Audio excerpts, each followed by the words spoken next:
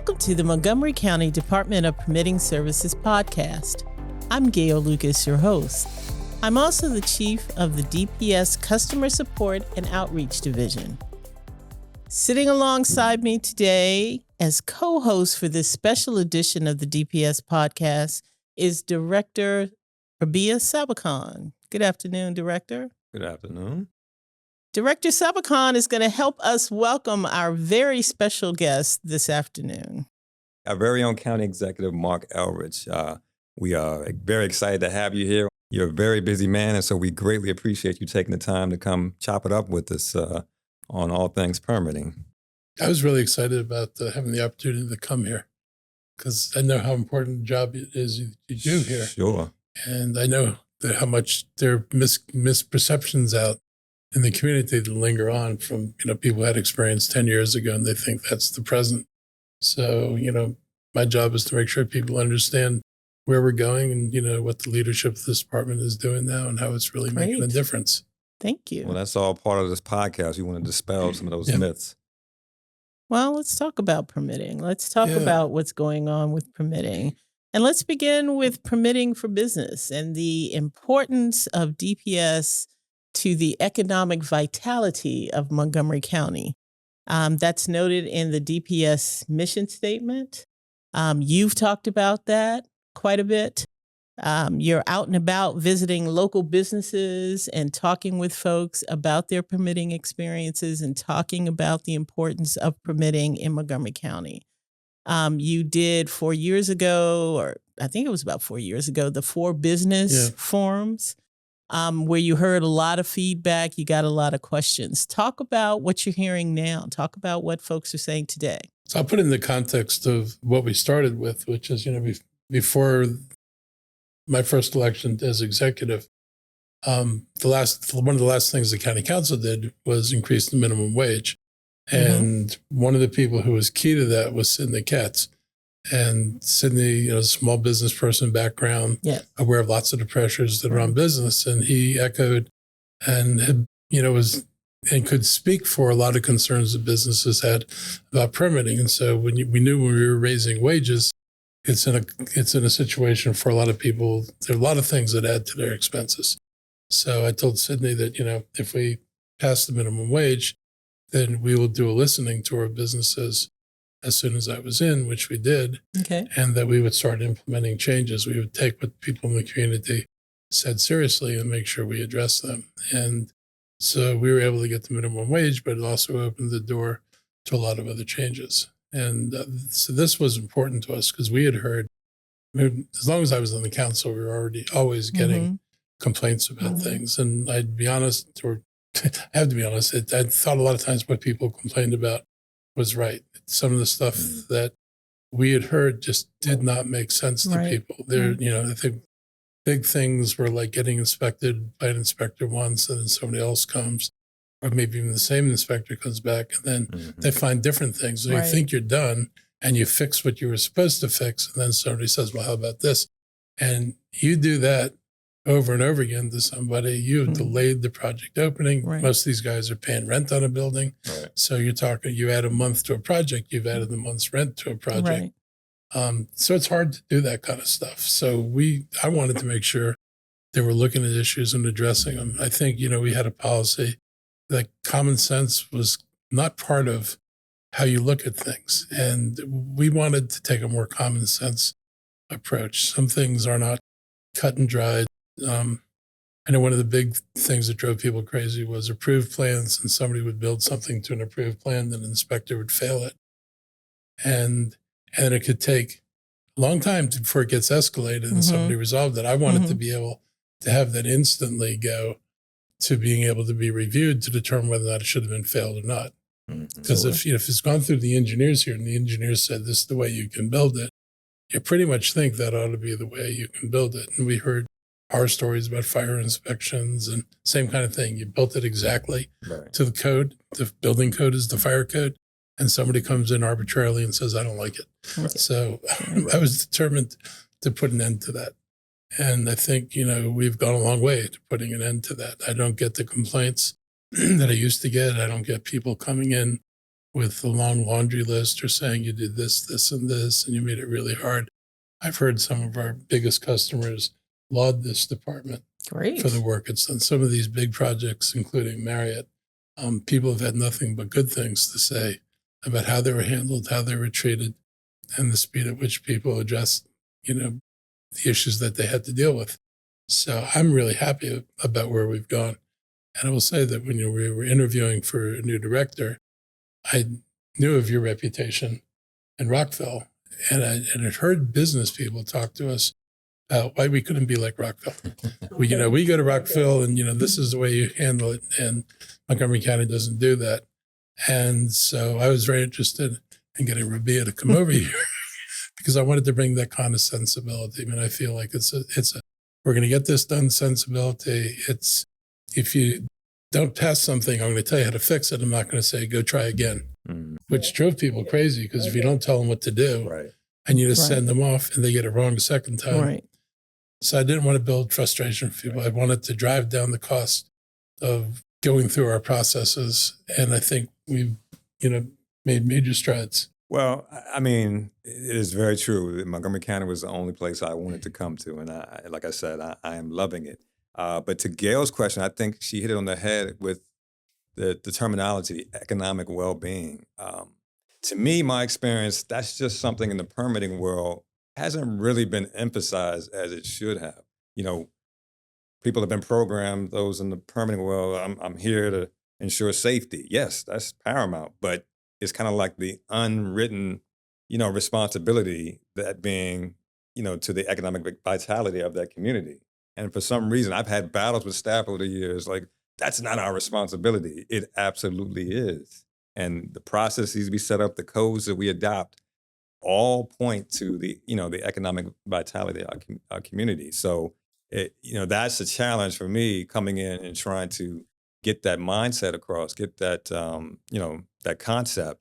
And I think slowly, people have bought in, people are now starting to understand. And I had the same challenges in Rockville too. The whole economic development is like, that's not it is. Right. It is. And so once you start getting that buy-in and understanding of our role and the role we play in the whole economic development standpoint, it makes things a lot easier, and things just kind of happen organically in terms of, them working themselves out to, streamlining process. All those things point to, making things better from an economic standpoint. I look at the employees in the county are key to the reputation of the county and the key to delivering of services. And I've commented on the business community. They can either be our best friends or they can be our worst enemies. Exactly. And what we would hear from people is, if my friend asked me, should I open a business here? I'm going to tell him no. Mm-hmm. And what I wanted to change that to, if my friend says I want to open a business here, I want you to say yes. And we're getting more of that now. And that's the important thing, because they're not just our customer and you're not just dealing with their project, but their perceptions become the way people talk about the department. And if they don't feel that we're responsive, they will convey that to their friends. And this is an easy enough problem to fix. We're not asking anybody to shortcut safety, to turn a blind eye to stuff that's wrong. But we can be, and I think we've gotten a lot clearer about what you need to do, less ambiguity, and more certainty that if somebody comes in and says you need to do something, it's not going to be overturned and overturned and overturned. So that was important for me, and I want to thank you for all the progress you've made there. Yes. I like the word vitality. Yeah. Because it not only applies to economic vitality, it also applies to climate vitality, community vitality, which I know are big issues for you or big goals for you. So let's talk a little bit about climate vitality, your climate goals. I know you have solar panels on your house. You just did a video not too long ago about solar panels on your house. You garden, you drive an EV. How do you see DPS playing into that? We're getting ready to update codes, which will include the green code to address some of those climate issues. It's critical we make these changes. I mean, we're already seeing climate change has far exceeded what people projected for this point in time. So things got worse faster. And now what they're talking about, I mean, when you talk about the levels, potential sea level rise, I remember they were debating like how many inches it was going to be. And the debate now is how many feet it's going to be. So those kind of things, I think are really problematic. So we have to do everything we can, but we've got to make sure that as we go through this next stage, that what we ask is, possible. Right. And that we look for ways to do it as efficiently as possible. Right. That we don't figure out how to make it as complicated as possible. I am pretty confident that the technology is going to be in place. Everybody's like, oh, you're not going to be able to turn everything 100% electric tomorrow, and the grid's not. Nobody's going to turn everything 100% electric tomorrow. People don't have to worry about that. That transition could take 10 years. Sure. But over those 10 years, it's a manageable process. And the technology changes, which is something else people don't think about. Everybody's like fixated in the moment and, oh man, it would cost all this money right now to do this, but you don't have to do it right now. The buildings aren't going to have to, like in 2026, get rid of all their boilers and everything. Right. This is going to happen over time. So there are little things that are changing. So there are two companies now that are in a deal with New York City, and they're doing an experiment. There are new window air conditioners that are heat pumps, they heat and cool. And they're designed for double hung windows. Okay. And they do not have the large air conditioner body sitting outside the window. It has to be balanced on the shelf. They're like U-shaped, and they fit over the sill. The window can still close on them. Yeah, and they're driven by heat pumps, and they're going to be reasonable to get. And so this idea that you have to replace the boiler and the entire HVAC system for an apartment building, it may be possible to use these window units to do it. They don't look terrible because they're not these big monsters hanging out. And two of the companies make them to run on 120 volt electricity, which means you don't need to run new power up there. So that wasn't available when we started talking about the climate plan. Similarly, we didn't have hydrogen in our climate plan. I mean, a lot of us thought it might happen, but there was no clue about when it would happen. Mm-hmm. And if you read scientific stuff and, some of even the companies that are talking about new advances, hydrogen production is getting cheaper.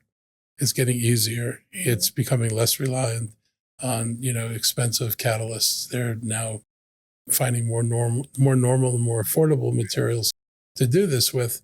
So I feel like the tip of science is in our favor. And we've run out of time on avoiding the horrible things. But at least we know that over some reasonable framework, this should become an affordable thing for people to do. And the energy savings are real. Right. So I'm an adopter. I put on solar panels. Right. I can see the difference in my Pepco bill. It is nice to get checks from Pepco, and instead of everything's a payment. And so it is changing in the right direction. We just have to facilitate that change. Well, that's the amazing thing, at least from my perspective, is having a county executive that knows all this stuff. That's to me amazing. When I sit into these budget forums and listen to Mr. Elrich talk, and it's refreshing to see that, honestly, even as a code official. But for me, when you talk about sustainability and the permitting's responsibility to kind of drive that charge, it really starts with leading by example. And, like we spoke of our county executive, not only talking the talk, but walking the walk. He's doing it. And to me, that's important in order to be persuasive, in order to get that buy-in, to say, hey, this is the direction we need to go. And we have a lot as a department, again, as you mentioned, adopting and administering these new codes in every cycle. We want, unless you've been living under a rock, that Montgomery County is, very progressive, very cutting edge when it comes to this area. And not only regionally we're known for that, but the folks that I talk to across the country, they're like, oh yeah, Montgomery County, you guys are doing it. And we want to continue that, but it's not for show, it's for a reason. I mean, we want to make sure that we continue that momentum that we've been building up, probably going back to the days you've been on council. So we want to every cycle move forward and adopt the greenest codes, understanding, taking into account cost factors and all that stuff, impacts. But we want to make sure we're doing the right thing. And, with this latest electrification and, solar readiness and EV, We want to make sure that we're easing into those requirements to get to net zero. Some of these, and making sure that we hit our goals, hit our targets when it really matters. I commend you for leading the charge there. I was on the council when we adopted the plan. Yeah. And I can say the plan didn't have a lot of detail about how you're going to get there. But we knew if we set targets that were too easy to achieve, you'd achieve them. And you'd then pound that's your all chest, you do. and then you'd wait, so Right. if you hit it before 2035, you'd wait, Uh-huh. and then you do the next thing. Meanwhile, everything's melting around you. Right. And so we set really aggressive targets. It drives us to operate in a way that your job is never done. Right. It's like no matter what you do, you can't say, I've done it. It's like, okay, what's next and what do we do next? And I think that's a healthy thing to do. And whether we get to everything at once, I mean, part of this, I already know some of it's going to be extraordinarily difficult. Yes. The other thing is, where we really have to educate residents is we will not achieve our climate goals if it's only the government that achieves them. Yes. Okay. If I electrify every vehicle I own and I green every building I own, as long as people aren't buying electric vehicles and as long as Or they're putting not replacing Solar panels. your solar panels are putting heat pumps in instead of their current system. Until that happens, it's going to be very hard to achieve the climate goals. So those things have to become more affordable, which I think is happening. We've got to be sure that we don't treat these as alien new ideas, and so they can actually be implemented, and we have our codes set up to do that. We have to have money to help people. I mean, the private sector, you can't expect them to extract this much surplus out of their income. I'm a realist. I mean, so there's got to be some help to the private sector for being able to make this transition. They don't make that. The only way for them to make enough profits would be to eliminate all the affordable housing in Montgomery County and jack everybody's rents through the ceiling, which is not what we want. And so we've got to find a way to get this done in a manner that it works for everyone. Right. And I think, being able to look back on what we did, I'm really glad we set those targets. And I'm glad that things kind of bear out that there are solutions coming. It was right to have some faith that the research that we saw back then would point to real products. And I'm happy with where we are now. I mean, I wish we had higher adoption. I know, like with electric vehicles, until we get enough chargers out there Right. that people don't have range anxiety, it's very hard to move to an electric vehicle. I've been in turtle mode twice. For those of you who don't know turtle mode, it's when your car has a 2-mile range remaining and they slow your speed to no more than 5 miles an hour. Oh, wow. Which is a horrible thing to have happen to you on a beltway before you hit the exit. Right. So I've been there. I've done that. My cars now have longer range. I had a Leaf with an 83-mile range. Trying to cover the county with 83-mile range was not an easy thing to do. So, but I can see where it's going. And I feel you're going to see electric cars down around $25,000. You'll see the first models this year. And you'll probably be getting under 20. Other countries are already producing vehicles at the lower end of the range. And so I'm confident that we get there too. There's no reason we don't get there.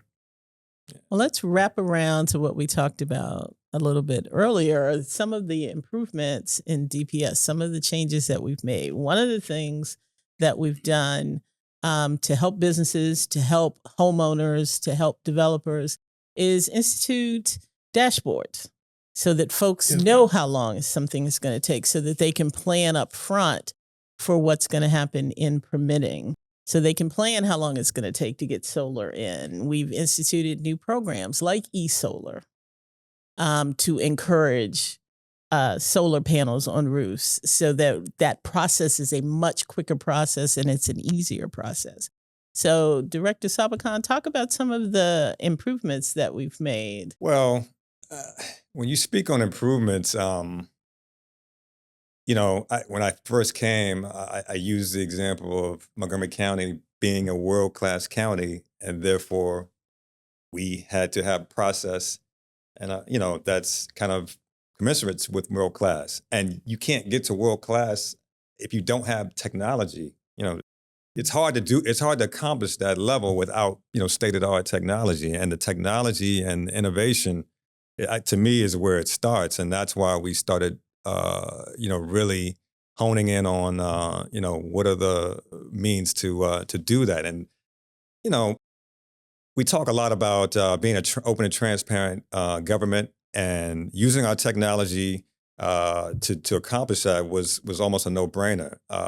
When you talk about our timeframes for plan review, I don't think we've had what's the word I want to use, the responsibility to really make that public, and it's important because people want to know from a expectation, from a predictability standpoint, which is again all tied to the economic. They need to know how long this project is going to last, and part of that is knowing from a DPS permitting standpoint how long it's going to take. What are the turnaround time frames? And so that permitting dashboard that you speak of was really one of the first steps from a transparency standpoint, but also a streamlining, being able to help people really plan their projects. But letting folks know how long a new project is taking, an alteration of an existing, a restaurant, office building. That's important because people have to know those types of things in order to proceed, and plan accordingly. And so that was the first thing, and it's up. We have that up and running. But there's so many other means of technology that we've been utilizing to really try to hit that world-class, level, upgrading our systems. That's important. If you have an outdated system that people are having problems with, it doesn't bode well in terms of, being the most efficient, that you can be. So we're doing a whole lot in terms of upgrading our systems. We're actually instituting a new permitting system over the course of the next, probably, it's a long process, as you know, for, when you implement a new permitting system, but we view that as going to be as a game changer in terms of Montgomery County and all the things that are going to take us to that next level, even from intake all the way through inspections. We're going to have state of the art.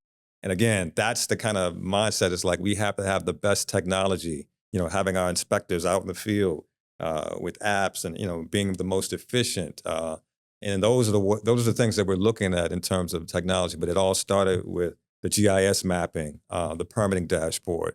The GIS is interesting too because it's nothing novel. You pull on any jurisdiction, you're going to see GIS maps. But when we tried to tackle was the visual, the graphic part of it. We're just going through a flood map change with FEMA right now, and so that is an arduous process in and of itself. To being able to put all that information on our website so people can see, where these maps are, not only from the FEMA standpoint, but the county has its own flood plains. So documenting all that graphically through our GIS, being able to show, in any given permit, what the permitting history is, what violations exist. That's important because that makes us a more productive department, county. It cuts down on phone calls, emails, MPIA requests, 311 service calls. So again, you have to look at technology, and that's what we're really focusing on in terms of permitting. So we've done a lot of investment. We've got great leadership in TEBS, I think. We're trying to bring ourselves into the 21st century. That's the term that I use, coming into the 21st century. And COVID has a lot to do with that. It forced a lot of us to, that whole paperless think differently. Yeah. So, I think the change is important. You talked about floodplains. This is a climate change nightmare for us because the rain is coming and we're getting bigger storms. And here's something people got to think about. You might have the same amount of rain in the month of August. Mm-hmm. But instead of coming in over multiple small events, it may come in huge downpours. Right. And our stormwater systems aren't built for this. Set up for that. And so we're seeing flooding. And the most depressing thing about this is to fix the flooding, you're literally going to have to go into the streets and replace the pipes or do something. I think it's either Alexandria or Arlington. They took something the size of a football field and created the equivalent of a giant swimming pool underneath of it. Okay. Mm-hmm. So that they could divert water. Mm-hmm. Right. Because if it hits the street or if it hits the streams, this place floods. Right.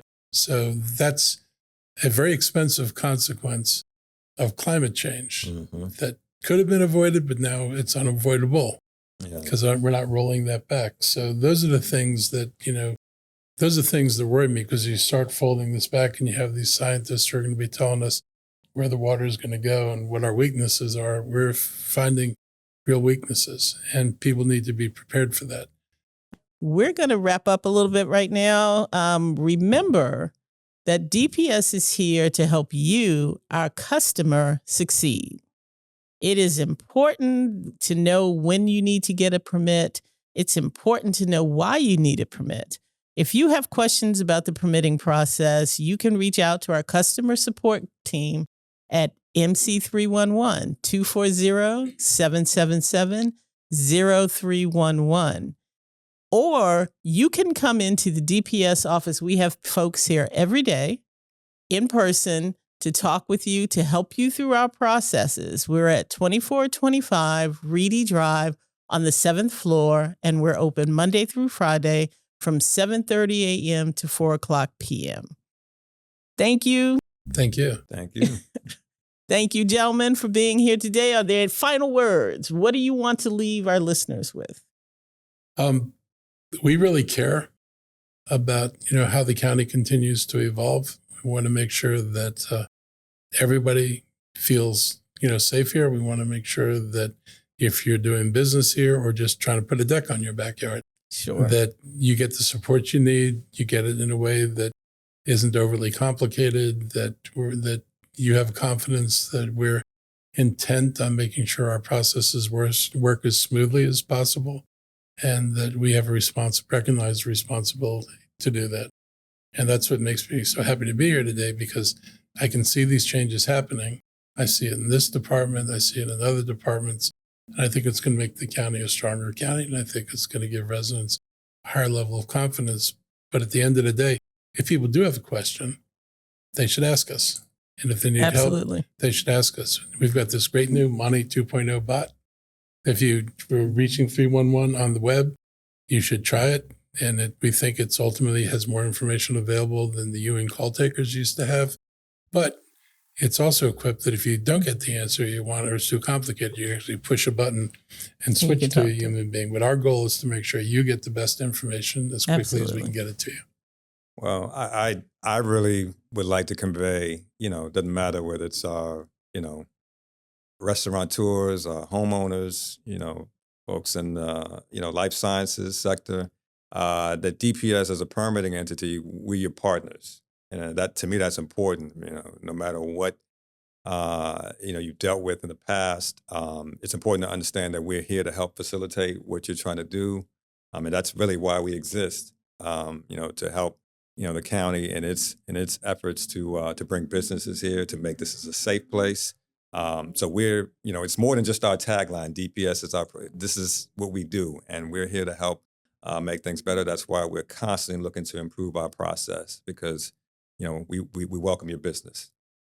And if you'd like more information about DPS, you can find us on the web at www.montgomerycountymd.gov/DPS. Do you have an idea for a future podcast? I know you said you had some ideas, Mr. Elrich. Yes. If you have ideas for a future podcast, please let us know. We want to hear from you. Please shoot us an email at dps.podcast@montgomerycountymd.gov. And Director Sabbakhan took my tagline. Remember that DPS is your project partner. Thank you.